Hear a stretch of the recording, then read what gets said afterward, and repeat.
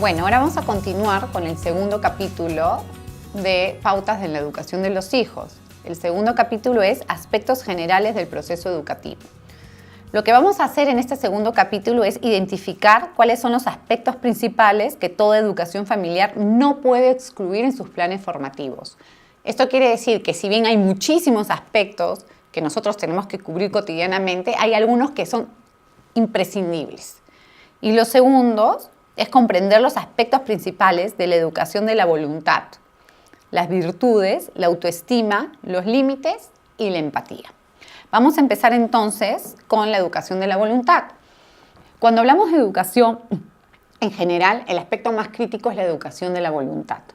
¿Por qué? Porque la voluntad no trabaja sola, sino que tiende a aquello que le presenta el entendimiento. Les explico. Nosotros, los seres humanos, tenemos dos facultades que nos diferencian de los animales o de los demás seres de la creación, que son inteligencia y la voluntad. ¿Qué hace la inteligencia? De modo sintético, la inteligencia sirve para conocer. Por lo tanto, la inteligencia se debe cultivar. Y la voluntad sirve para tomar decisiones y llevar nuestros deseos hacia aquello que conocemos y nos gusta. ¿No? Es bien difícil decir, oye, yo quiero ir a un sitio que no conozco, yo quiero comer algo que no conozco, o que nunca he visto, he oído. Por eso es tan importante el cultivo de la inteligencia. Pero, ¿qué quiere decir cultivar la inteligencia? Es ponerle cosas en nuestra cabeza y en la de nuestros hijos que sean elevadas. ¿Qué pasa si nuestros hijos solo consumen televisión basura? Lo que va a pasar es que ellos solamente van a conocer eso y no van a tener otra opción que dirigir su voluntad a basura. Entonces hay que tener mucho cuidado porque es muy importante que junto con la educación de la voluntad nosotros cultivemos la inteligencia para que de la mano estas dos facultades puedan hacer desarrollar al chico o a la chica de una mejor manera y mucho más humana, ¿no? Lo que escoja la voluntad tiene efectos trascendentes en el desarrollo de una persona. Y es muy difícil hoy educar a los chicos en una sociedad hedonista como la que tenemos, porque constantemente están bombardeados de cosas disfrazadas de buenas, disfrazadas de bonitas, disfrazadas de verdaderas, disfrazadas de que te van a dar la felicidad, pero es simplemente un disfraz. Entonces, nuestros hijos comienzan a conocer estos disfraces y van a comenzar a dirigir su voluntad y sus deseos a esos disfraces. Entonces, por eso es muy complicado para nosotros hoy educar la voluntad. Pero, ¿qué tenemos que buscar los padres al momento de educar la voluntad? Lo que tenemos que pensar que nosotros lo que queremos no es solamente es que ellos tengan fuerza de voluntad o una voluntad firme. Hitler tenía una voluntad firme. Lo que nosotros tenemos que educar en nuestros hijos es que esa voluntad, además de que sea firme, esté orientada al bien. Y para eso tenemos que inculcarles motivos valiosos, que sepan por qué hacen las cosas, qué sentido tienen las acciones que hagan, y que esos valores los tengan interiorizados y que tengan un ideal en la vida, un ideal que los haga querer ir ahí, porque eso no solamente les va a hacer a ellos bien y los va a hacer a ellos buenas personas, sino también al prójimo, a la sociedad, porque no puede haber un hombre o una mujer feliz que no esté abierto al otro. Uno no se puede quedar siendo feliz uno solito con sus cositas, con su mundo, no puede. Entonces, nosotros lo que tenemos que tratar es que dentro de nuestra educación, nuestros hijos se vayan perfeccionando mediante el cultivo apropiado de las facultades específicamente humanas, o sea, la voluntad y la inteligencia, aquella que lo diferencian de los animales. También tenemos que incluir su afectividad y su memoria. Hoy, las nuevas pedagogías nos dicen que la memoria no sirve para nada. Sirve. De repente no me tengo que aprender de paporreta un montón de cosas. Pero si yo entiendo, por ejemplo, ¿por qué la tabla es multiplicar? 5 por 5, ¿qué significa? No tiene nada de malo que yo me lo memorice, porque cada vez que yo tengo que multiplicar por 5, por ejemplo, poniendo un ejemplo simple, no voy a estar abriendo Google. Un ingeniero no va a estar, pues, cada vez que tiene que resolver un problema abriendo su calculadora científica o un Google. Un psicólogo puede memorizar, tiene que memorizar conceptos básicos, un profesor. Entonces no tengamos miedo de también educar en la memoria. ¿Ok? ¿Por qué es tan importante una voluntad educada? Porque la educación de la voluntad es la educación en la libertad, pero la libertad verdadera, que no quiere decir yo hago lo que me da la gana. No, es una voluntad que está orientada al bien, porque solo cuando yo hago cosas que a mí como persona me hacen bien, yo soy libre. Yo soy libre porque no voy a caer en vicios, no voy a caer en nada que me vuelva esclavo de esas cosas. Una persona con la voluntad educada es más libre porque no es esclavo de sus sentimientos o arrebatos. Una persona que tiene una voluntad educada, por ejemplo, no va pues, a cometer errores porque va a tener autodominio. Entonces no va a patinar y de ahí va a tener que arreglarse con las consecuencias de sus impulsos. Por eso, en muchos ámbitos, educar la voluntad se le conoce como educación en libertad y por lo mismo debe ser educada en todas las personas. ¿Ok? Vamos a ver algunas pautas de cómo educar la voluntad, ¿no? Ya les dije lo primero que es lo que tenemos que tratar es educar la buena voluntad, ¿no? Que esté dirigido al bien, con motivos valiosos, que interioricen los valores, tener un ideal y sobre todo que los chicos sepan por qué hacen lo que hacen. Les pongo un ejemplo concreto. Si nosotros educamos a nuestros hijos en la generosidad, tienen que entender que ser generoso te hace a ti buena persona por tales motivos. No solamente ser generoso es bonito para salir en la foto y para que todo el mundo diga qué generoso eres, porque eso no es generosidad, eso es ser un fanfarrón. Entonces, si los chicos entienden que la generosidad está bien porque tú te desprendes de cosas tuyas, no solamente materiales, sino de tu tiempo, de tu persona, para dárselo a otra persona y ayudar a esa persona, ellos van a entender que eso no solamente le hace bien a la otra persona, sino a ellos mismos. Y al momento en convertirse en mejores personas están más cerca a ser santos, ¿no?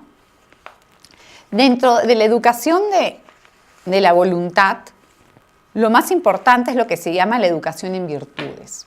¿Qué son las virtudes? Las virtudes son hábitos adquiridos mediante la repetición. Una persona virtuosa es una persona que, por ejemplo, tú dices, oye, tiene un montón de virtudes. Es generoso, es honesto, es justo, es prudente, es ordenado, es disciplinado, es respetuoso, etc., etc. ¿Cómo tú consigues ser honesto? Mediante la repetición constante de decir la verdad. Si yo constantemente digo la verdad y me acostumbro a decir la verdad, me vuelvo una persona honesta. Si yo me esfuerzo en ser ordenado y poner las cosas en su lugar, voy a ser una persona ordenada. Hoy, cuando uno es adulto, ya es más fácil porque los hábitos, las virtudes o los vicios ya están adquiridos y están pegados a nuestro cuerpo, porque por eso es tan difícil cambiarlos. Sin embargo, cuando son niños, las virtudes se van educando a través de las edades. Por ejemplo, de 0 a 3 años, tenemos que procurar que sean ordenados, sinceros y respetuosos. Pero eso no significa que no le vamos a decir que comparte un chocolate con su hermano, pero no están en capacidad de interiorizar por qué es importante la generosidad. Luego, con los años, ellos van a comenzar a saber cuál es la importancia de la generosidad, de la amistad, de la prudencia, etc., ¿no? Un tema importante en las virtudes es que un solo acto no te hace virtuoso. O sea, porque tú digas la verdad una sola vez no significa que tú seas honesto. Hay que hacerlo siempre. Y otra cosa, que uno no puede ser honesto en la oficina, en tu casa y deshonesto en la oficina. Y tú dices, no, yo soy un hombre muy honesto en mi casa, pero en la oficina pues hago trampa porque si no, ¿cómo no la hago? Entonces, esa persona es deshonesta, porque eres o no eres. Eso no significa que a veces no te puedas equivocar, ¿no? Pero siempre tratar de retomar el camino hacia la virtud. ¿Por qué? ¿Qué cosa tenemos que conocer nosotros los padres para educar en virtudes? Primero, tenemos que conocer cuáles son las virtudes prioritarias por edad. Y para eso sí podemos investigar y saber qué virtudes, según la edad de nuestros hijos, tenemos que reforzar a ciertas edades. ¿Ok?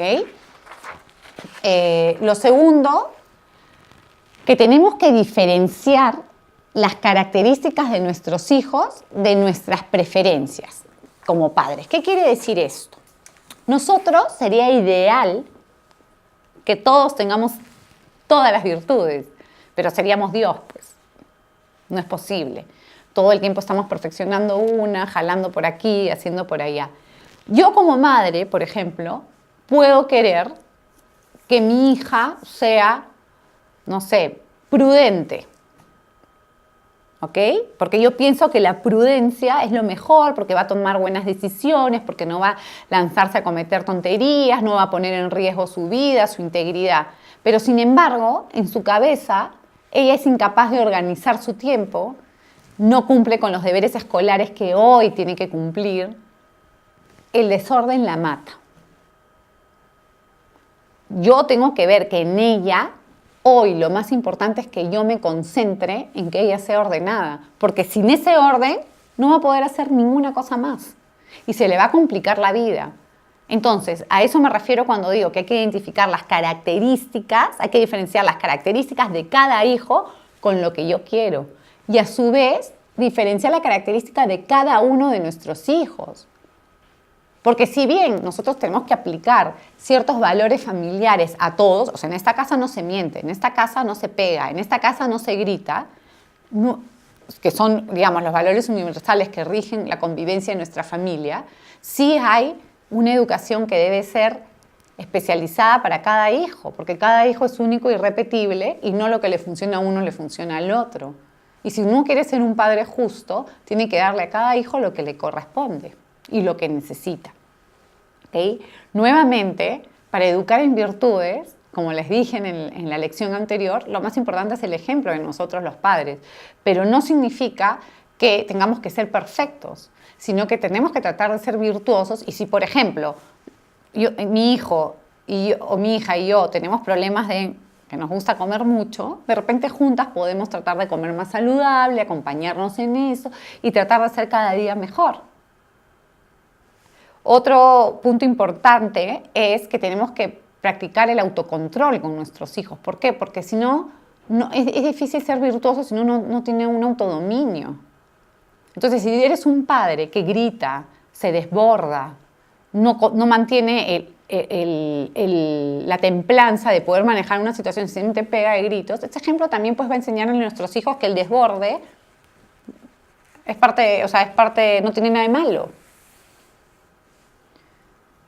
Y también tenemos que inculcarle a nuestros hijos que más allá de sacar una nota o hacer las cosas bien para que te pongan una estrella porque lo hiciste bien, no importa si te premian o no te premian, tú tienes que estar contento porque has hecho un buen trabajo.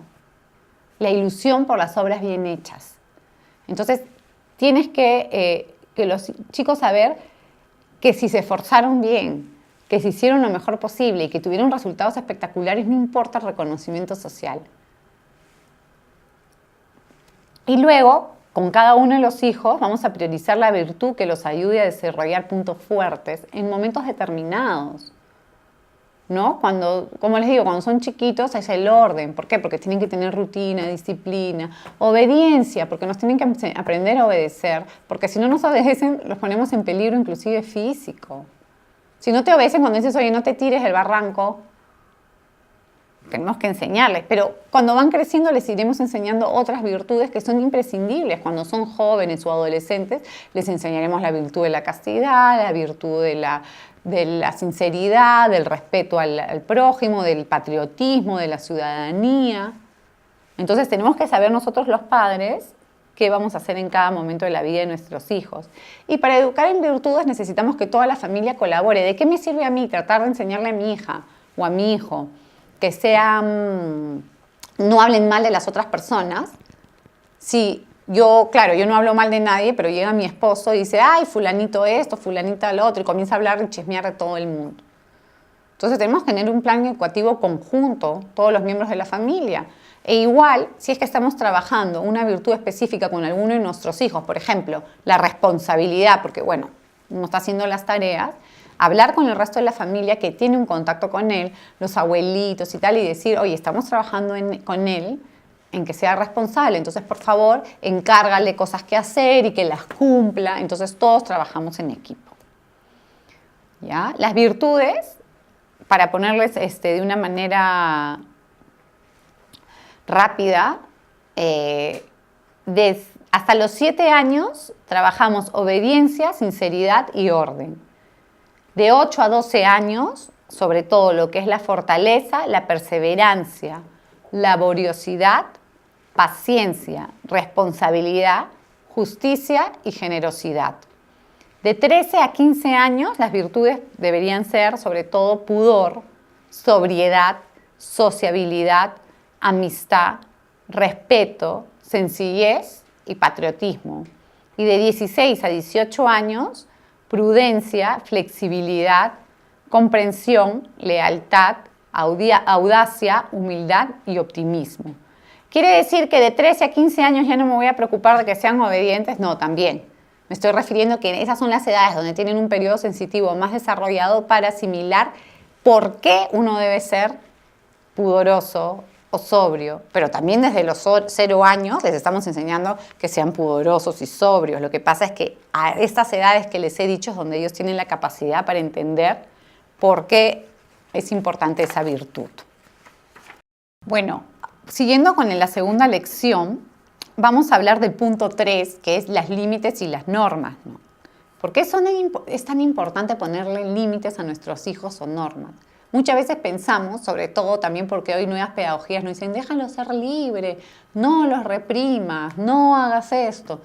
Los niños necesitan límites, porque los límites le dan seguridad, les indican cuál es el camino a seguir, ¿no? Pero para poner límites lo más importante es saber que los límites los ponemos con autoridad. ¿Pero qué quiere decir autoridad? Autoridad es lo mismo que autoritarismo. No, el autoritarismo cuando uno quiere imponer algo porque le da la gana y es así, como yo soy tu papá, lo digo y ya está. Si bien eso es un recurso que ya lo usamos después de 16 veces que le tratamos de explicar por qué hacer las cosas, la autoridad va mucho más en qué es la competencia que tienen los padres para conducir a sus hijos a la madurez, ¿no? Se trata, cuando uno dice que un padre tiene autoridad, es que sea un referente para sus hijos, hoy y en el futuro. El sentido etimológico de autoridad, que es autoritas, es hacer crecer y prosperar también en el plano moral y espiritual. Por eso es que eso tiene que ver mucho con la educación. La autoridad en el caso de la educación conlleva una relación de ayuda. El que ayuda, el educador, tiene autoridad y el que es ayudado, el educando, obedece. Sigue las indicaciones del educador para crecer.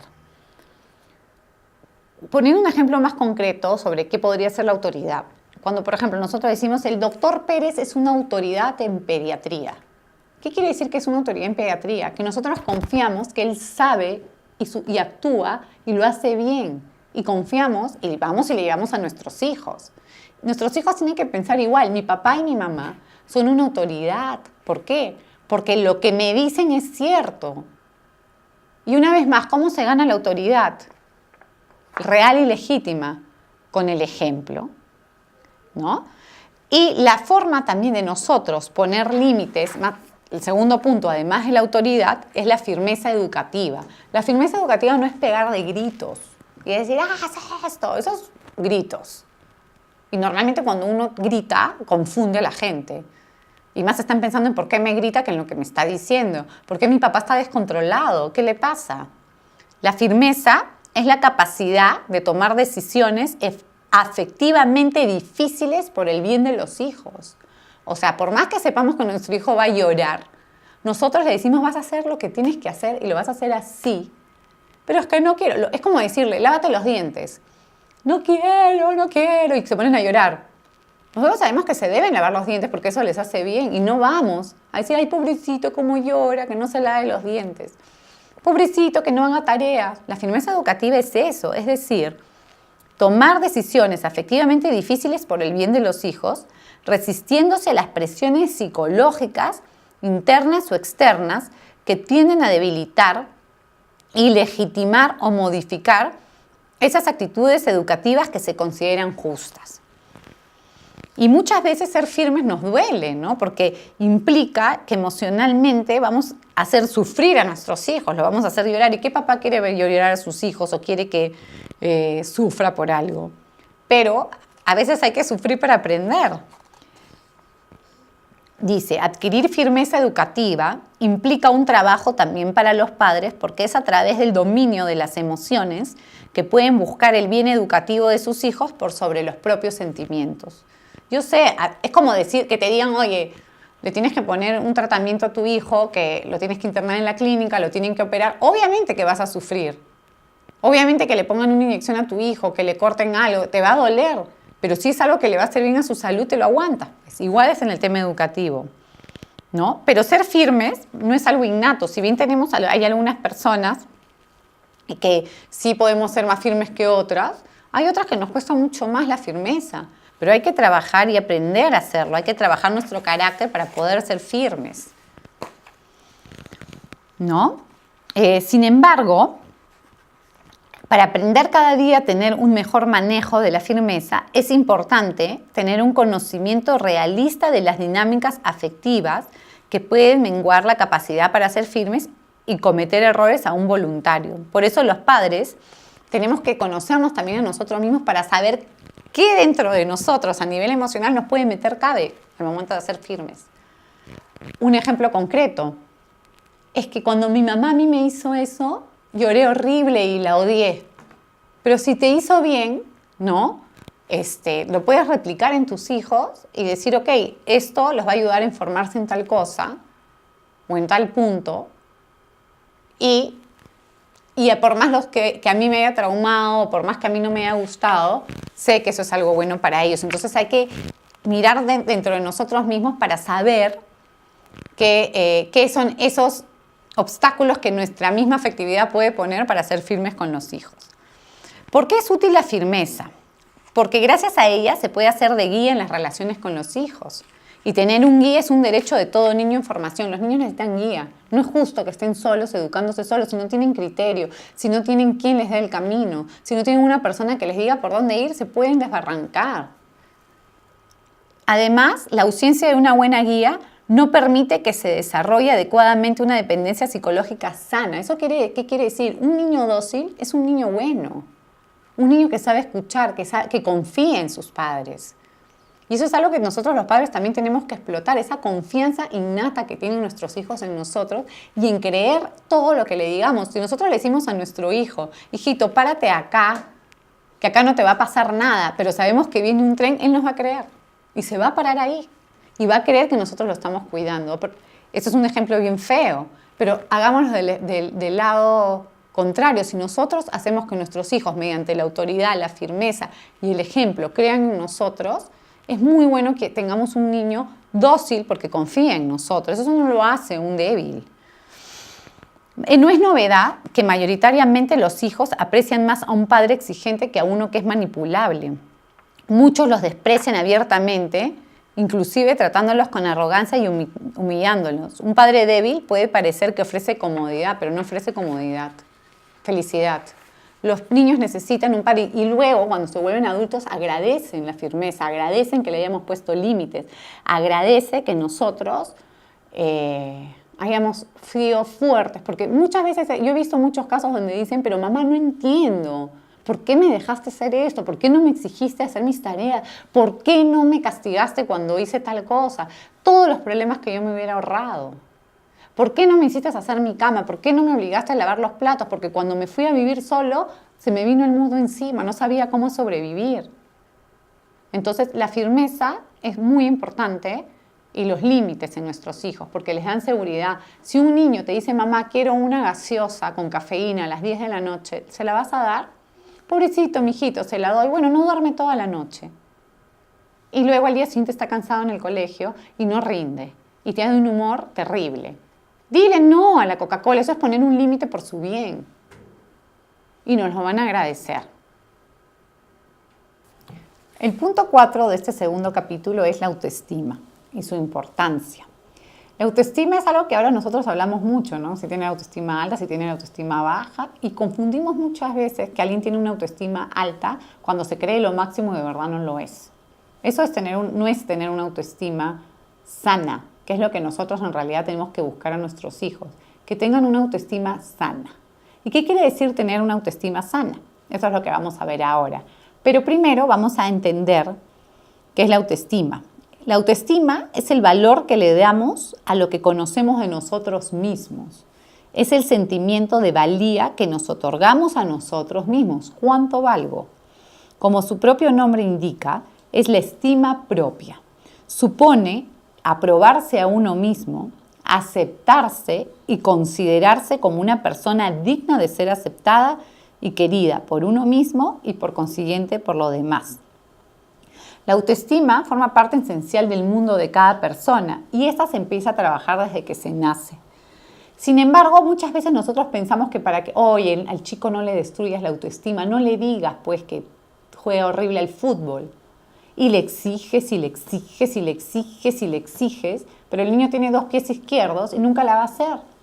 Y es peor, le estás destruyendo la autoestima. Porque una autoestima equilibrada, ¿qué quiere decir? Que tú reconoces los puntos fuertes y débiles que tienes o que tiene tu hijo. ¿Por qué?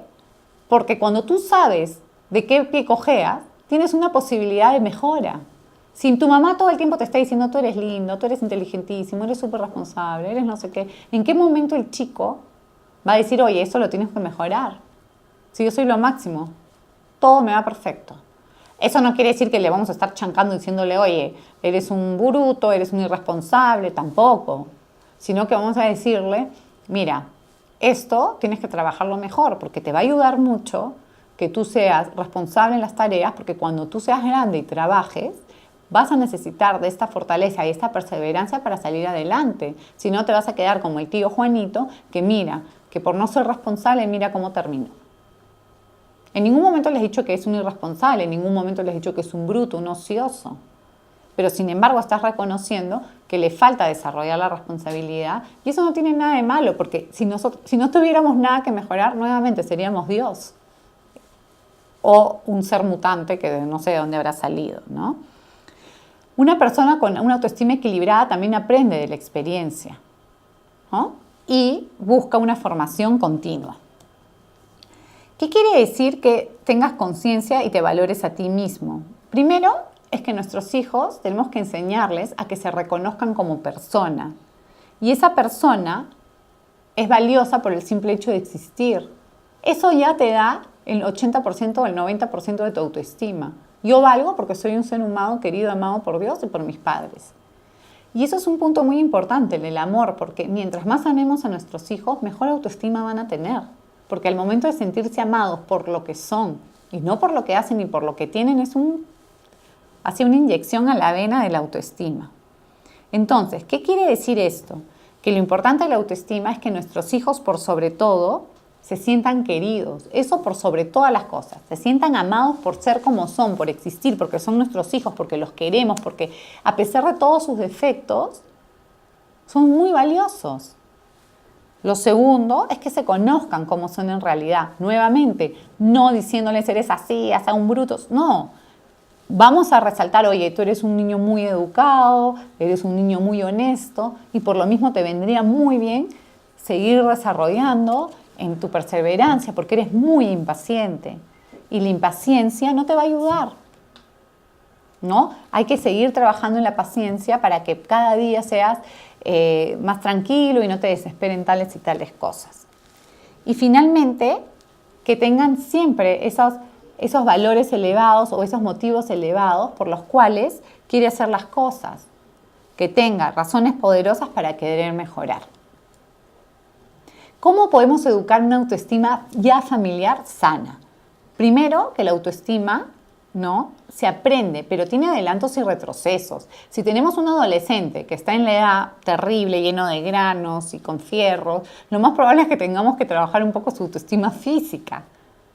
No todo el tiempo vamos a tener un hijo que se cree lo máximo, que está muy seguro. Van a haber momentos cuando de repente se enamoran por primera vez y la chica les dice, o el chico que ya no las quiere, se les va a ir un poco la autoestima abajo y debemos estar ahí nosotros para volvérsela a levantar. Pero obviamente dentro de un rango de normalidad, ¿no? La autoestima se construye sobre dos variables. La primera, que es el carácter de cada persona y las experiencias tempranas de afecto o desafecto recibidas. Nuevamente, les repito, nosotros y nuestros hijos somos seres únicos e irrepetibles. De repente, un hijo nuestro tiene una autoestima mucho más fuerte y equilibrada que otro. De repente, uno le va muy bien en el colegio y le va muy bien con su grupo de amigos y el otro no tanto.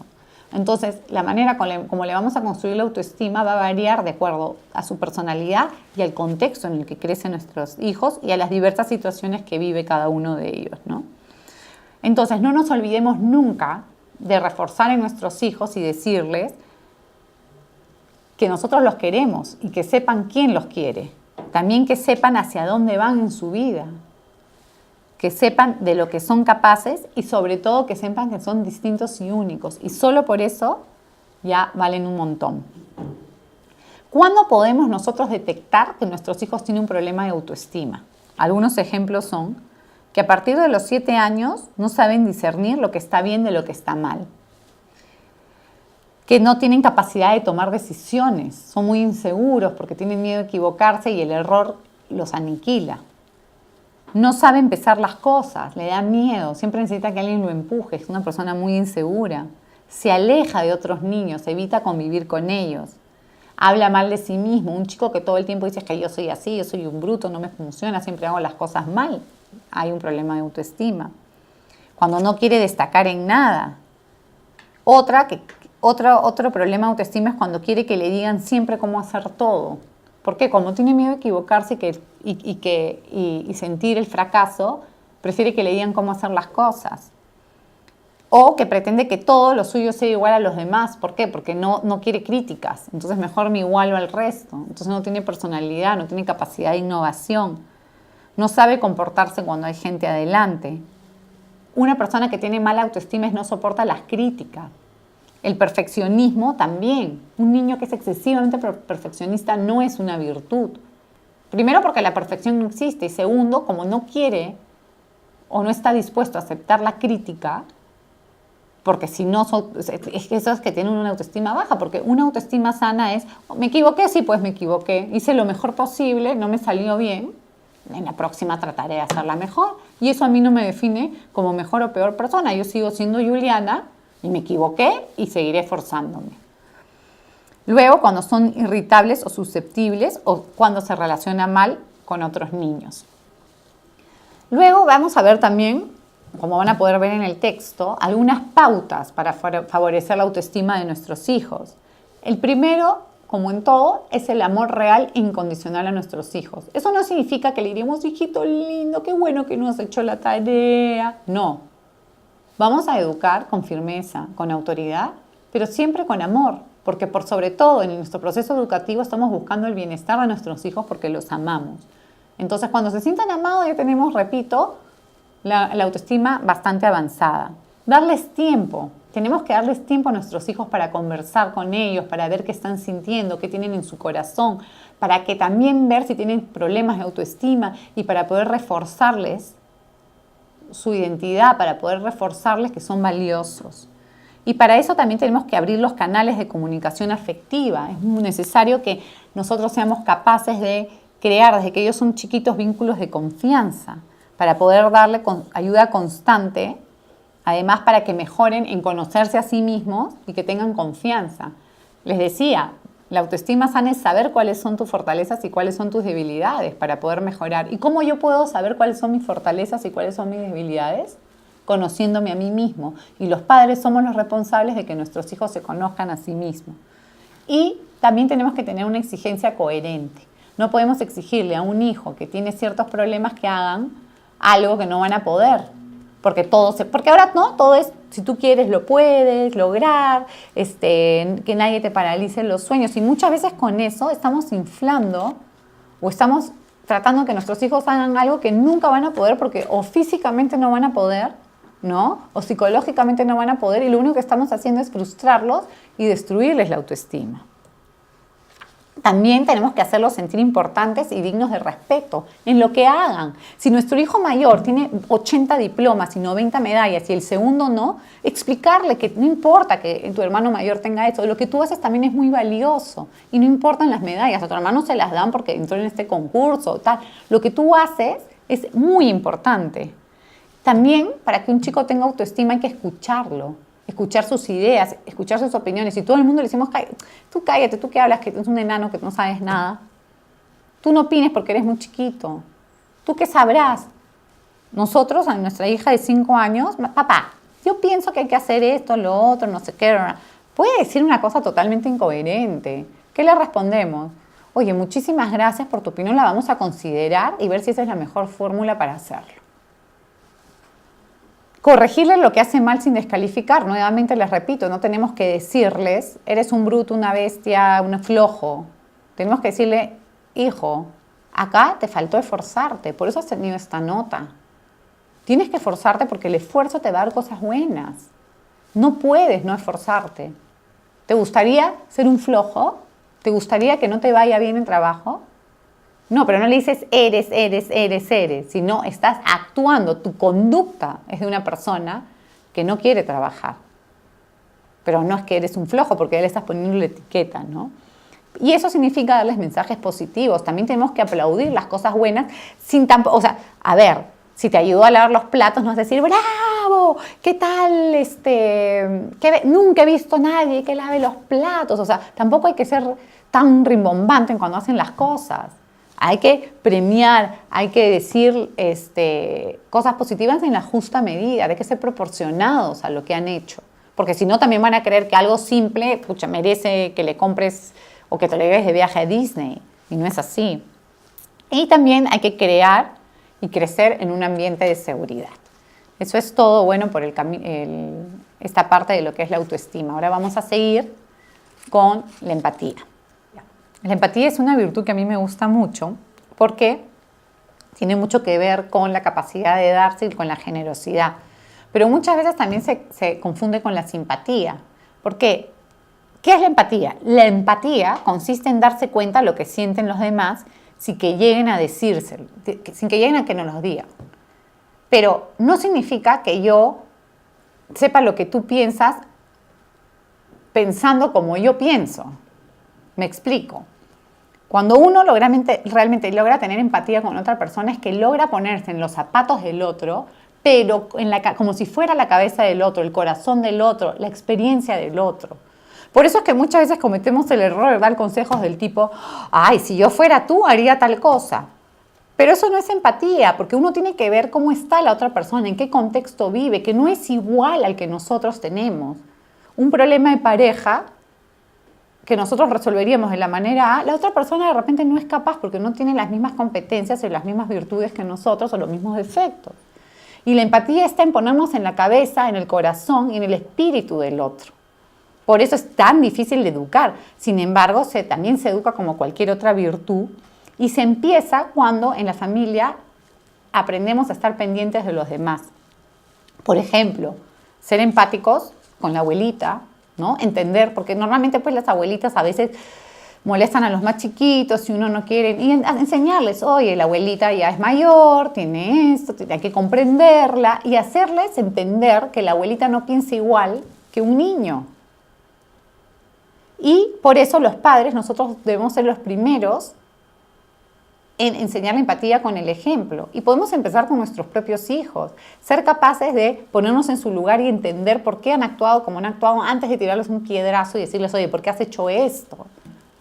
Y entender que, pucha, de repente pues un hijo no lo hace de una manera y el otro sí, y ser empático con cada uno y entender cuáles han sido sus razones, siendo él por actuar de cierta manera. Y la empatía es súper importante para evitar el bullying. Si nosotros criamos hijos empáticos va a ser bien complicado que haya un bullying, porque no se burlarían de otro, porque serían capaces de ponerse en sus zapatos. Y repito, no es lo mismo que simpatía. La empatía es imprescindible para ser feliz. Una persona que no es empática, que no es capaz de ponerse en el lugar del otro, es bien complicado que sea feliz, porque ¿cómo haría en un matrimonio si no es capaz de ponerse en los zapatos de su esposo o su esposa? Algunas pautas para favorecer la empatía son, bueno, ya les dije el ejemplo, y buscar momentos en que los hijos se descentren de sí mismos. Por ejemplo, oye, vamos a ir al cine, no, mejor vamos a ir a visitar a la abuelita enferma. Mamá, quiero comprarme 4 juguetes, no, te voy a comprar uno y otro a niños pobres. ¿No? También ayuda mucho cuando uno tiene una autoestima sana, como vimos en el capítulo anterior, porque eso también ayuda a tener seguridad y saber que nosotros nos pongamos en el lugar del otro no nos hace no nos hace peores personas, al contrario. Sabemos desde qué perspectiva o desde un punto central poder ayudar al otro. Luego, es muy importante educarlos en escuchar a los demás.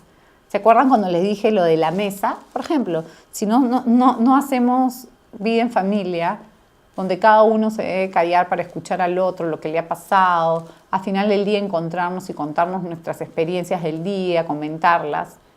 Muchas veces dentro de la misma casa no hay empatía, ni siquiera sabemos cómo está sufriendo el que está al costado, o hasta nuestro esposo o nuestra esposa, ni siquiera somos capaces de ponernos en su lugar. Luego, también es importante ayudarlos a buscar razones para disculpar las conductas negativas de los que le rodean. Un ejemplo concreto, mamá, Juanito me ha molestado en el colegio, pero ¿qué te ha dicho Juanito? Me ha dicho esto, lo otro y tal. Tenemos 2 opciones. Juanito es un estúpido, la próxima vez le rompes la cara, ¿qué se habrá creído? ¿Cómo se le ocurre meterse contigo? La segunda opción es decirle, ¿pero qué pasó en ese momento con Juanito? No, es que justo la Miss lo había castigado porque no había hecho la tarea, entonces se puso nervioso y Pedrito lo molestó. Entonces, cuando yo quise decir me atacó a mí. Entonces tú le dices, oye, muy mala reacción de Juanito, porque Juanito no ha debido reaccionar así, pero también entiende que en ese momento él estaba ofuscado. Normalmente él no te haría eso. Está muy mal lo que ha hecho, pero entiende que también él puede haber estado molesto, le pudo haber molestado tu comentario. Y deben descubrir qué manifestación de afecto es la que más necesita la persona que sufre. Y eso es algo que normalmente nos pasa a las mujeres, ¿no? Las mujeres, si viene una amiga a contarnos un problema con el esposo, le damos 1000 consejos que de repente no le van a servir. De repente en ese momento ni siquiera quiere un consejo. De repente en ese momento solamente quiere que le digas, oye amiga, ya, vamos a tomarnos un café y compremos el último vestido que ha salido en la tienda. Saber identificar si en ese momento necesitan palabras, necesitan un abrazo, necesitan un gesto, necesitan solo compañía y silencio. Eso también es parte de la empatía. Entonces, no nos olvidemos que en la casa es el primer lugar donde podemos educar la empatía con nosotros mismos. Escuchemos, miremos, estemos atentos a lo que necesita el otro dentro de nuestra casa, pero no solamente lo que necesita a nivel material, sino en lo más profundo de su corazón. Bueno, con esto terminamos el segundo capítulo del curso y ya vamos a entrar al tercero. Gracias.